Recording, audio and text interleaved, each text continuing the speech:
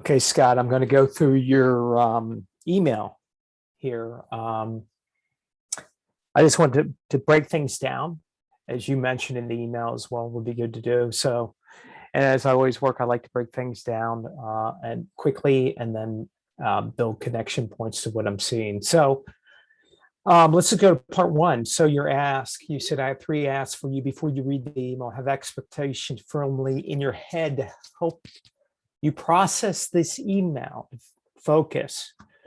As you said, remember our collective goal, and this is really important. I picked up on our collective goal right now is to make learn by doing a tangible thing. Very much from a focus as I see over here as a an outcome that we're looking to drive to. And I actually should probably actually just expand on this. Bear with me for 1 second because I may do some writing in here. And if I do, I just going to make it easier just to do it this way.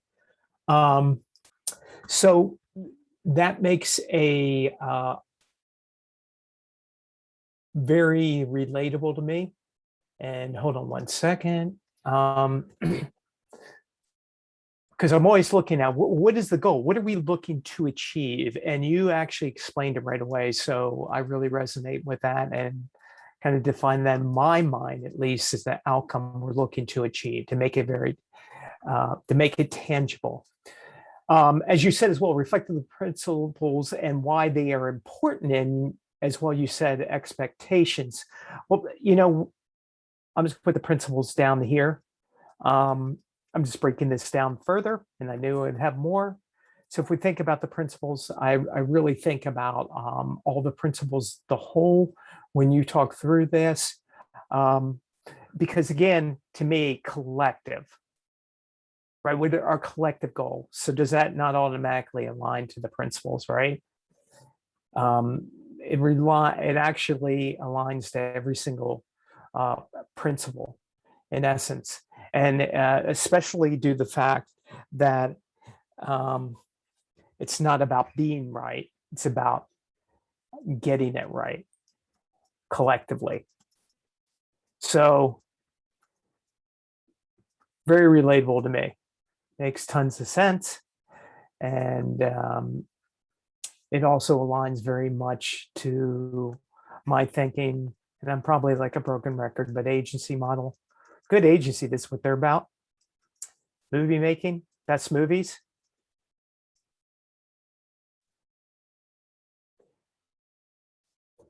I go on and on. Now, so you talk about expectations. Let's come back to expectations. And you said have a lot of empathy, talking about the empathy factors. So to me, this makes a lot of sense. I do have empathy with executives for many reasons because I work with executives through my own company and do the fact, and this isn't about me, but I'm only bringing it up because I'm very much aligned to your ask here, is because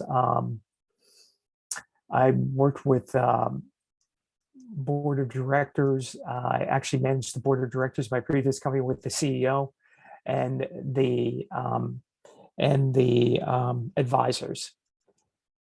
So you have, and empathy is so important to what they're saying and what they're dealing with on a daily basis. So that totally resonates with me. You say, remember your role. Yep. Put on your hero suit. Well, that's to me always the case. Slow down, speed up. This is a big one. I love this. Under the expectations. I use this all the time. Walk slowly through this. Be prepared to answer questions. I think the fact that seeing the different patterns and break things down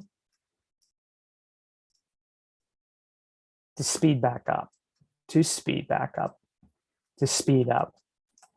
And this, in essence, kind of gives us, I think you called it, if I'm correct, the hummingbird effect, if I'm right. Hummingbird effect. Because in essence, if you can do this correctly, if you could slow down the speed up, I see, then you have the ability to see the situation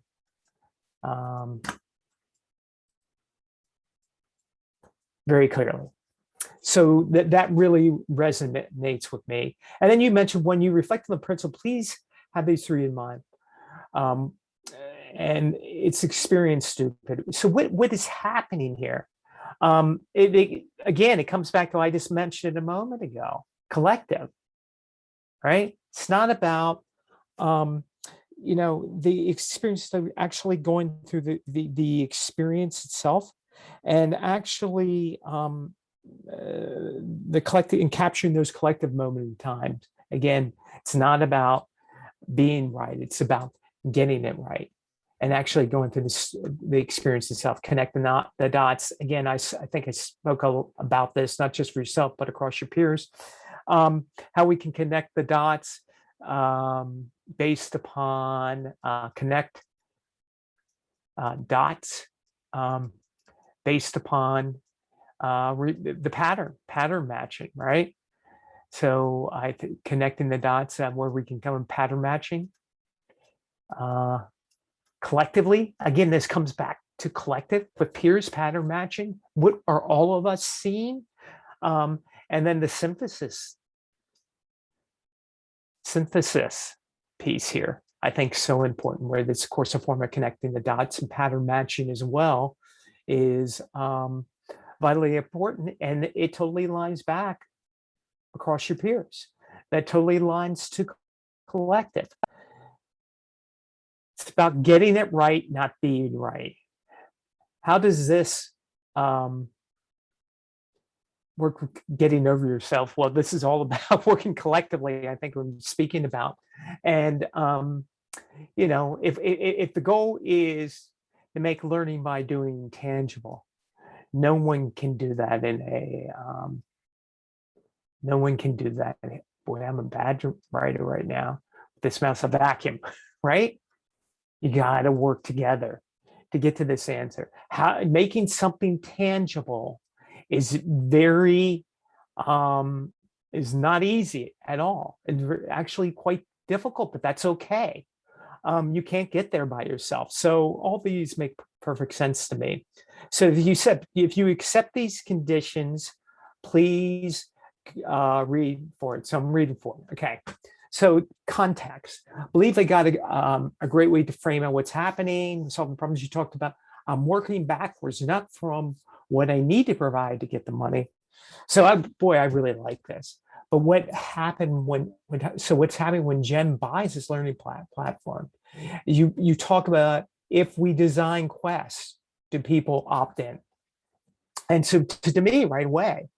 But what happened when Jen buys learning? You're automatically thinking about, you're not thinking about a product model. You're very much thinking about providing, you're very much working backwards from the customer perspective, so to speak, already. And that's so important.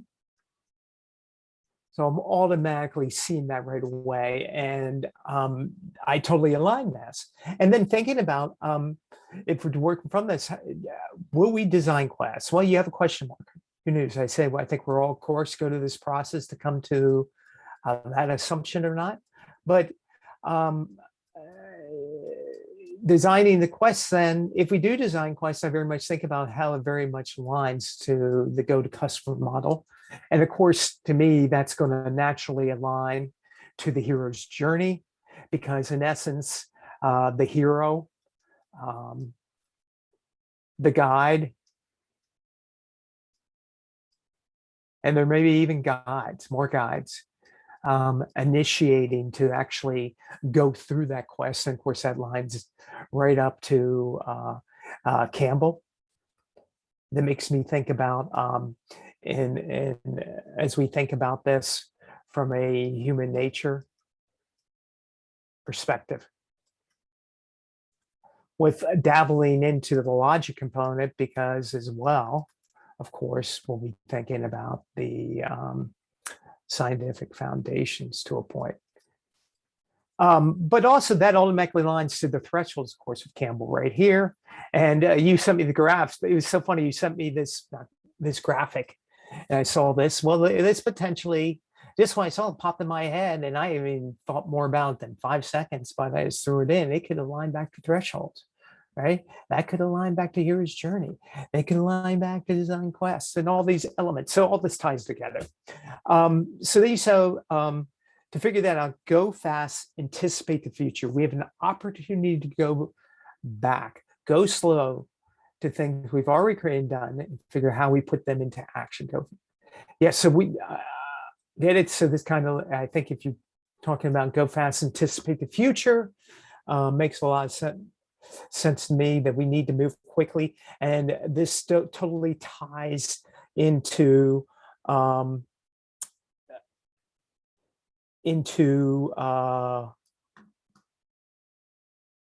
what does it tie into here? Oh, I thought I have it. You know what it actually ties into? I think about is it's actually on the next page, but it's the Jack Welch piece. I forget the exact quote. Love Jack Welch, GE, all that. But that makes a ton of sense to me. I mean, as I said, my brain will work for me, and it will be envisioning answers, so to speak, meaning I'm going to hit the ground running extremely fast. Yes, again, to me, that lines back to the whole Jack Welch piece. I think if you and it's actually right here. Where is it? Wait, it may actually be. Am I missing? Oh, here it is. I can't believe I missed it. It was on this actually slide right here. See, man, my mind is moving so quick. I'm jumping ahead. If the rate of change outside exceeds the rate of change inside, then it is near.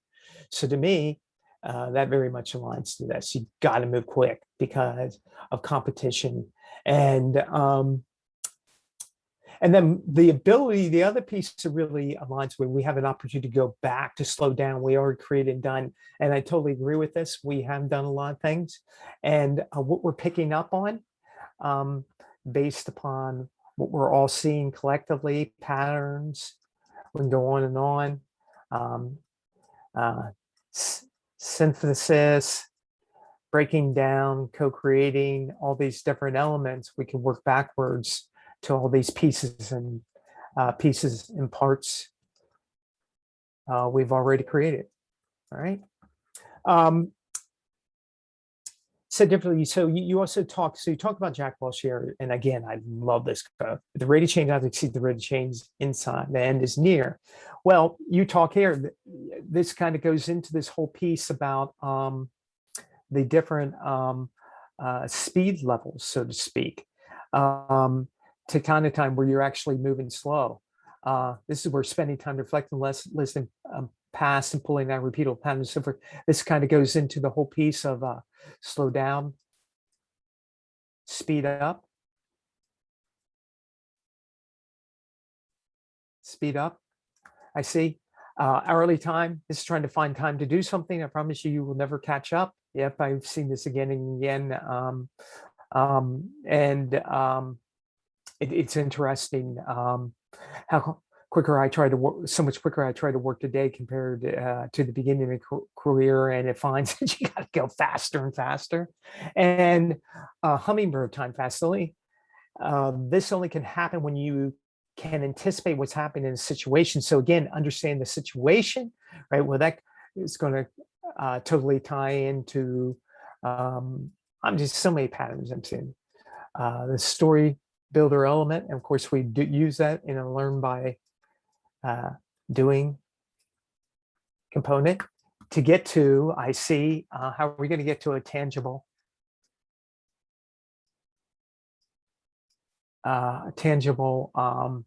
make it tangible outcome with learn by doing without going through this processes. So this all makes sense to me. It also means consistently be aware of your tangles. Yep. Well, got to understand our different tangles, and of course this is where detangler comes in. So this all makes sense to me, and all these pieces are almost like bite-sized bursts of creativity. I see, like whether you're moving extremely fast or you're moving slower or an hourly time.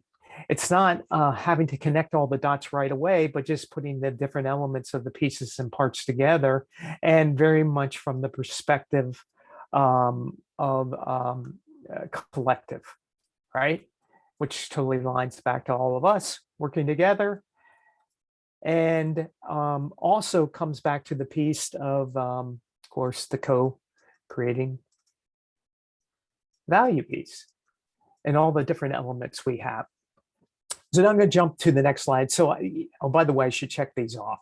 So you take the time to reflect on what it means, and it seems important. Yes. Let me just, I think I lost my mouse here for a moment. I'm just going to move to the next slide and hopefully pick back up on it. I'll come back to this for a second. I will check this box. Okay, I can go back into this again. Check the box. Okay, so now when I move to part 3, I read part accepting that I have only extremely positively going on in my mind. Yep. I'm thinking about many different things. They're very positive, but there's a lot going on in my mind that is exciting.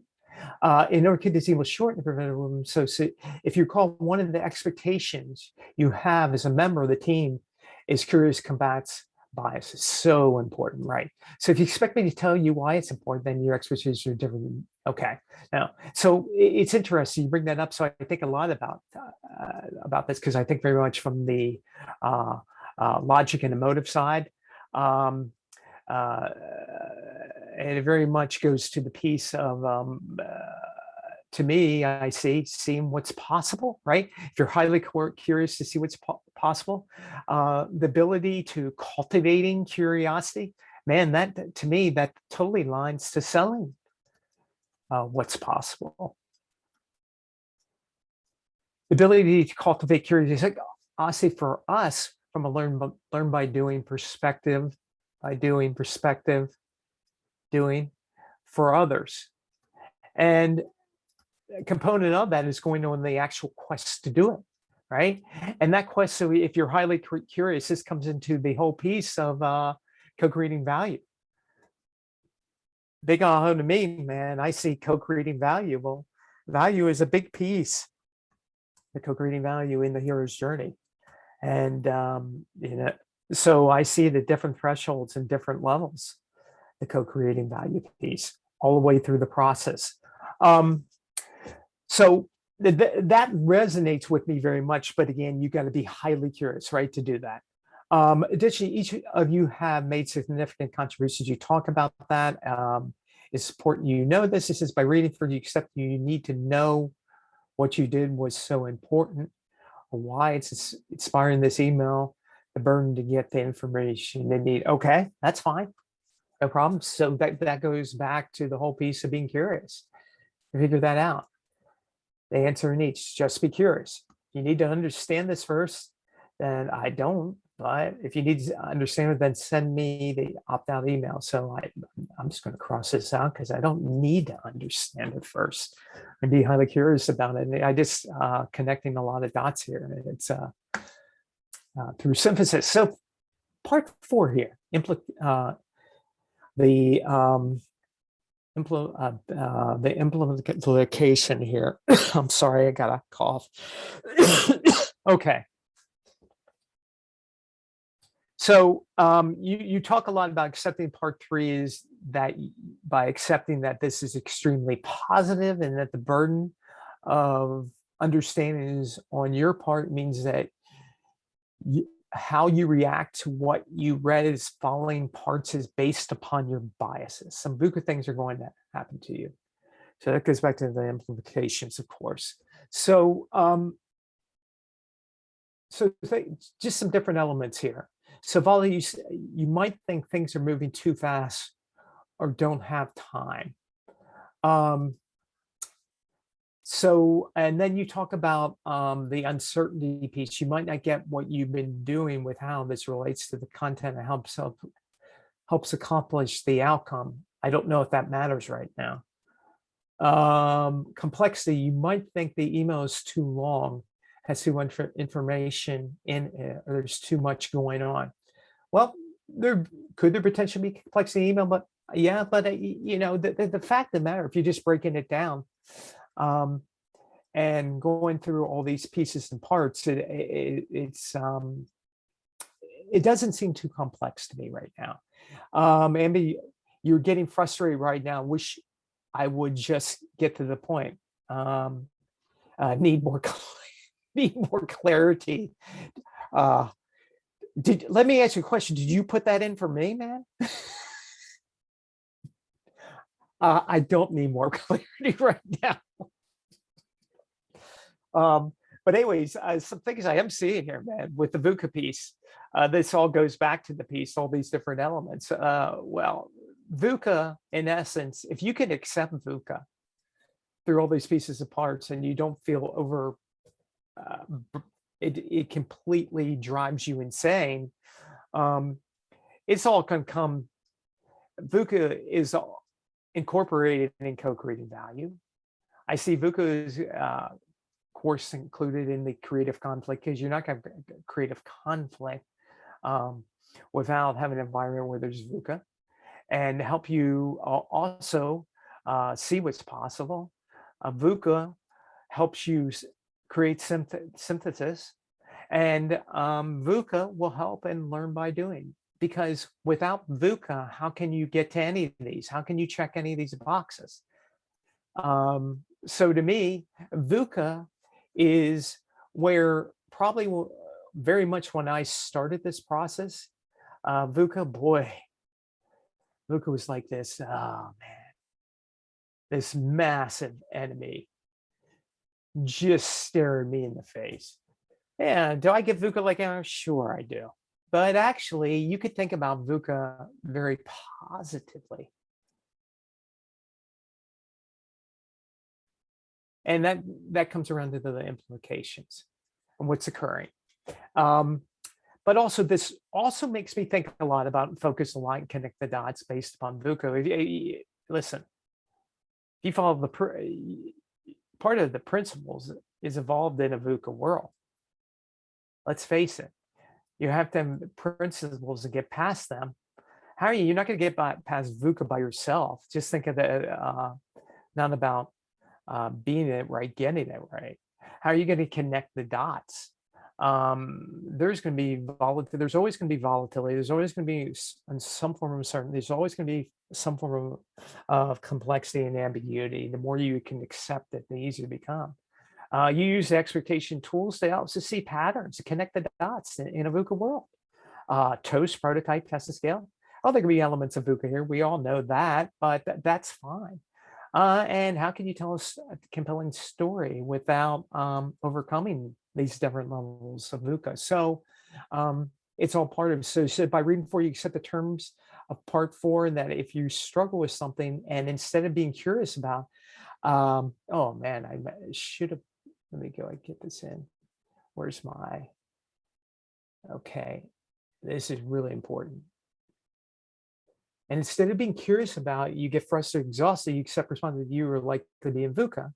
And then the response is to tangle yourself, most definitely. But also, I think your curiosity, the greater the VUCA, I would think I see the more curiosity. Because if there's complexity, as example, Lisa, and the way I see things, okay, there's complexity. I'm curious to figure out, can I match patterns based upon the complexity to, as example, clearly define what it is and get overcome ambiguity. So to me, they all connect the dots, so to speak. So I'm going to check it says if you do not accept the value, you can opt out. Well, I'm not opting out. So I'm just going to mark that an X because I'm not opting out right now. And so it's part 5 standard. In order to learn by doing, you said it works. It means that everything involved, it must have extremely high credibility and trust, high credibility and authenticity. And I think very much about from the credibility trust. That only makes sense, of course.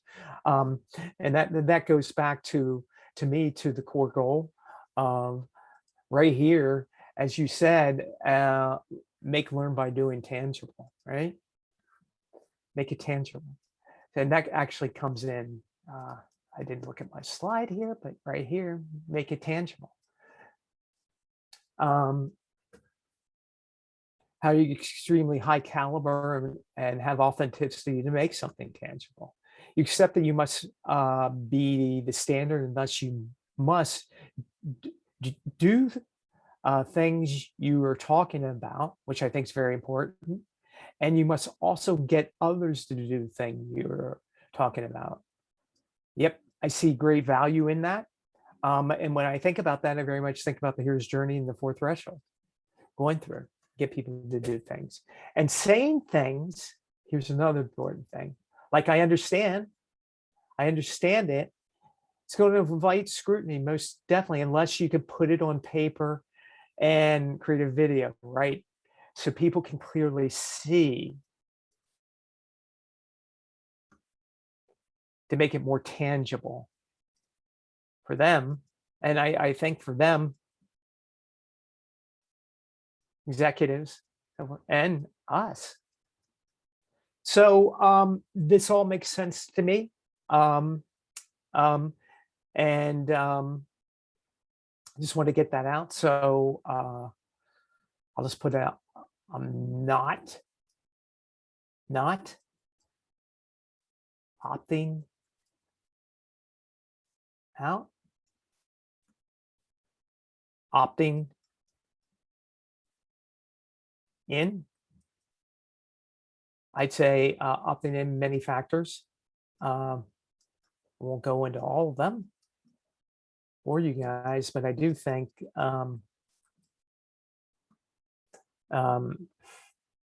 it's good to stay in your role, stay in role. Well, my role is clarity.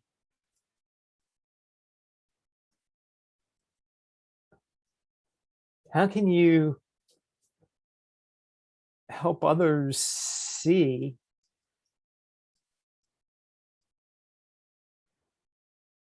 what's making learn by doing, collectively as a whole, all of us making learn by doing tangible, without going through the experience of understanding it? So to me, this is all going through the experience. This is the piece of co-creating value, us together collectively to make it tangible. Sorry about all the bad writing, but you guys, I gotta get a new mouse. Think I'm gonna freaking get need to get a freaking wrist operation here soon, because my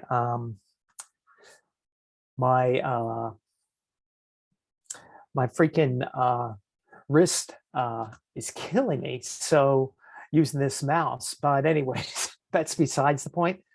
So I'm not opting out, I'm opting in.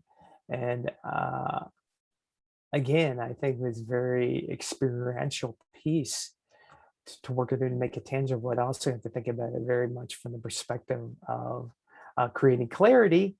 And when I think of clarity again, my two main superpowers I was focusing on the day Brooke had asked us, came on board and asked to think about our superpowers: envision, evolve.